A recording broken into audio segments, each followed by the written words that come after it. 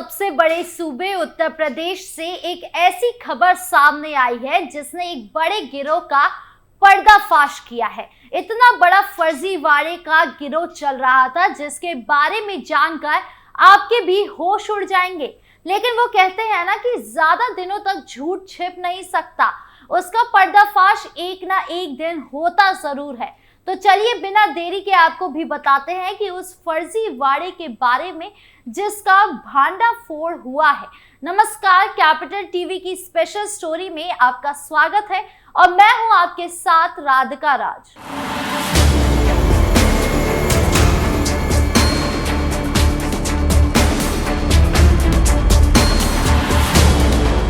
उत्तर प्रदेश के रायबरेली जिले में 18 जुलाई में हजारों रोहिंग्या और बांग्लादेशी घुसपैठियों के जन्म प्रमाण पत्रों को बनाने का खुलासा हुआ था।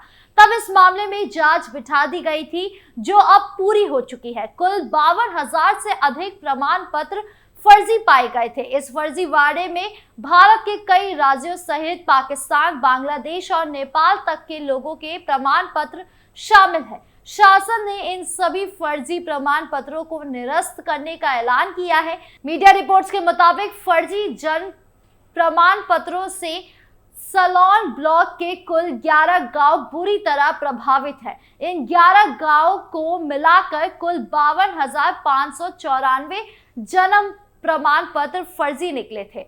ये जन्म प्रमाण पत्र बिहार, मध्य प्रदेश, झारखंड, तमिलनाडु, केरल और पंजाब राज्यों के साथ बांग्लादेश, पाकिस्तान और नेपाल तक के नागरिकों के नाम पर बनाए गए थे। उप निदेशक पंचायती राज स्वास्थ्य आनंद सिंह ने इन सभी फर्जी प्रमाण पत्रों को निरस्त करने के आदेश दिए हैं। इसी के साथ जिले के डीपीआरओ को भविष्य में जन्म और मृत्यु प्रमाण पत्र जारी करने में खास सावधानी बरतने के निर्देश मिले हैं। जांच में पता चला है कि कई गांव में तो जालसाजों ने एक ही दिन के अंदर 500 से लेकर 1000 तक फर्जी जन्म प्रमाण पत्र बना डाले थे, जबकि एक कंप्यूटर से 24 घंटे में 100 प्रमाण पत्र से अधिक नहीं निकल सकते थे। माना जा रहा है कि एक ही आईडी और पासवर्ड से एक दिन में इतने ज्यादा प्रमाण पत्र बनाने के लिए कई प्रदेशों में बैठक साजिशकर्ताओं ने मिलकर काम किया था। जिन 11 गांवों में फर्जी जन्म प्रमाण पत्र पाए गए हैं, जिसमें सबसे ज्यादा प्रभावित पालीपुर है। यहाँ 13,707 फर्जी प्रमाण पत्र पाए गए हैं। दूसरे नंबर पर नूरुद्दीनपुर है, जहां मिले प्रमाण पत्रों की संख्या 10,151 है। तीसरा नंबर पृथ्वीपुर का है, जहां 9,393 फर्जी प्रमाण पत्र मिले हैं।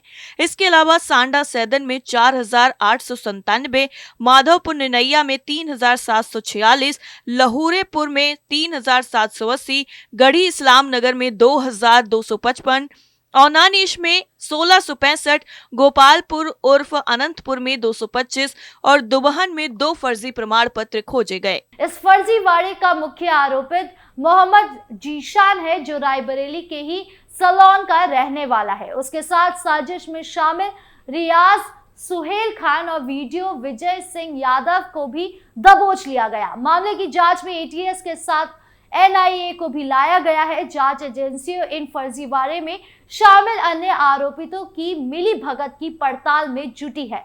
बताते चले कि मामला का खुलासा तब हुआ जब जुलाई 2024 में कुछ गांव की आबादी से ज्यादा जन्म प्रमाण पत्र बना डाले गए। शुरुआत में इस साजिश की भनक गांव के कई प्रधानों तक को नहीं लगी थी। खुद को पाक साफ दिखाने के लिए विजय यादव ने ही इस फर्जीवाड़े की शिकायत पुलिस में दर्ज करवाई थी।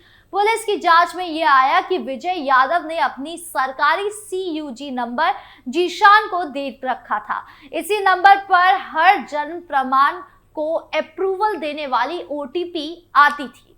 पहले भी हो चुका है खुलासा। वैसे ये पहली बार नहीं है, इससे पहले भी इस तरह का खुलासा दूसरी जगह पर हो चुका है। इस साल उत्तर प्रदेश में फर्जी जन्म और मृत्यु प्रमाण पत्र जारी करने वाले एक और सिंडिकेट का खुलासा हुआ है। यूपी एटीएस ने आजमगढ़ से एक महिला समेत 3 को गिरफ्तार किया।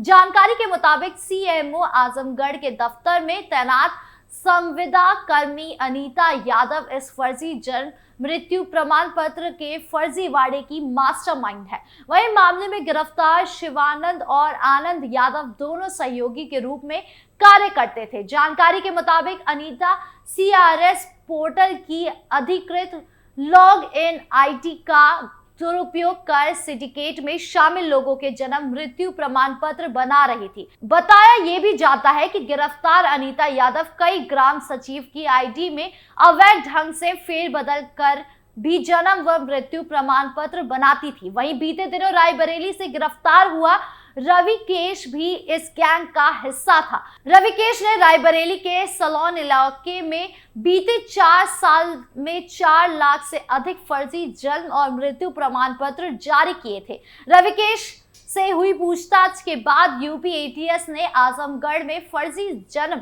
और मृत्यु प्रमाण पत्र जारी करने वाले एक दूसरे सिंडिकेट का भी खुलासा किया है। यूपी ATS ने बताया कि लखनऊ में रविकेश को गिरफ्तार किया गया था। उस पर 25,000 रुपए का इनाम घोषित किया गया था। पुलिस पूछताछ में रविकेश ने बताया कि उसने अपने 2 पोर्टल से 4 लाख से अधिक जन्म प्रमाण पत्र और 5,000 मृत्यु प्रमाण पत्र फर्जी बनाकर दिए थे। रविकेश ने यह भी बताया कि वो उत्तर प्रदेश, बिहार समेत कई राज्यों में फर्जी जन्म और मृत्यु प्रमाण पत्र बनाकर देता था। उसने फर्जी जन्म और मृत्यु प्रमाण पत्र बनाने के लिए असली पोर्टल से मिलते जुलते 2 पोर्टल बनाए थे। 2022 से ही वो ये काम कर रहा था। DM ने दिए जांच के आदेश। इतना ही नहीं, हाथरस की ग्राम पंचायतों में बनने वाले जन्म प्रमाण पत्रों में बड़ा फर्जीवाड़ा सामने आया। जिले की 3 ग्राम पंचायतों से 2,900 फर्जी जन्म प्रमाण पत्र बनाए गए हैं। ये उत्तर प्रदेश ही नहीं बल्कि हरियाणा, बिहार, झारखंड, कर्नाटक, मध्य प्रदेश के लोगों ने बनवाए हैं। एक जानकारी 2022 से अब तक प्रमाण पत्र जारी किए गए हैं। ग्राम पंचायत सचिव की यूजर ID से ये फर्जीवाड़ा हुआ है। पंचायत सचिव की ID चोरी या फिर हैक कर ये प्रमाण पत्र जारी करने की बात सामने आ रही है। इस मामले में SDM आशीष कुमार ने निर्देश कर 5 सदस्यीय जांच कमेटी बना दी गई। पंचायत सचिव ने हसायन कोतवाली में तहरीर भी दे दी। सभी ग्राम पंचायतों का डेटा चेक किया जा रहा है। फर्जी प्रमाण पत्रों की संख्या बढ़ सकती है। जिले में कुल 462 ग्राम पंचायतें हैं। इनमें से कुछ पंचायतें पृथक होकर अलग बनी है। ऐसे में 31 पंचायतों के नए ID और पासवर्ड बने हैं। इनमें ही सिचावली, सानी, बीजलपुर और रहपुरा भी शामिल है। फर्जीवाड़े का खुलासा हसायन ब्लॉक की ग्राम पंचायत सिचावली सानी से हुआ है। इस गांव की आबादी करीब 1100 है। यहाँ के सचिव ईश्वरचंद को CRS ID 3 अगस्त को जारी हुई। उन्होंने इसे खोलकर देखा तो पता चला कि इस ID से 2022 में 984 और 1 जनवरी 2023 से अब तक 1814 जन्म पत्र जारी किए गए हैं। इस जानकारी के बाद तो विभाग में खलबली मच गई। उन्होंने जिला पंचायत राज अधिकारी सुबोध जोशी को सूचना दी। साथ ही ID के संबंध में स्वास्थ्य विभाग ने भी शिकायत दी। DM ने प्रकरण की जांच के आदेश दिए।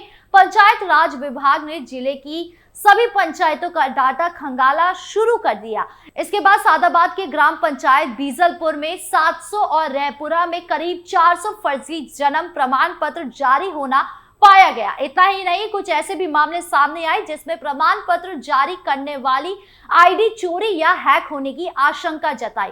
पंचायत सचिव के पास OTP पहुंच रहे थे। साइबर जांच में इसका खुलासा हुआ।